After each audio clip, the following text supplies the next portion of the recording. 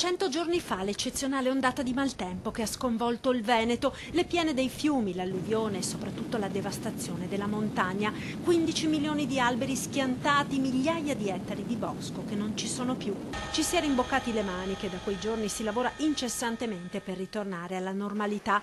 In questi 100 giorni sono stati aperti centinaia di cantieri che hanno riguardato soprattutto i settori idraulici e di difesa del suolo, la viabilità e la pulizia dei boschi.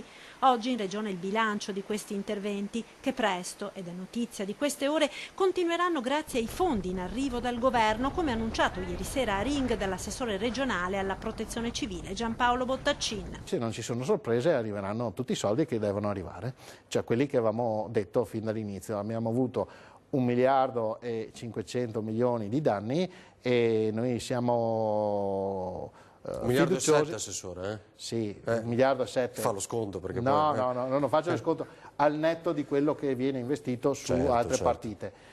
Arriveranno tutti e se non arrivano tutti arrivano quasi tutti al 99%.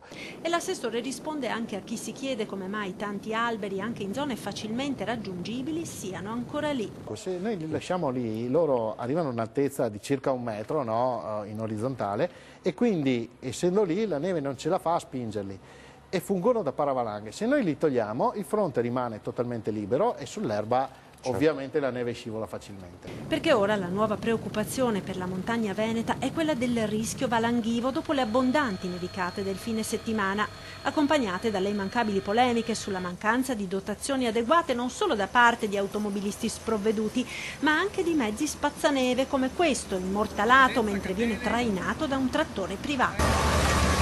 Senza catene l'ANAS. C'è qualcuno che usa il mezzo dell'ANAS senza catene, uno spartineve senza catene è una contraddizione in termini, insomma.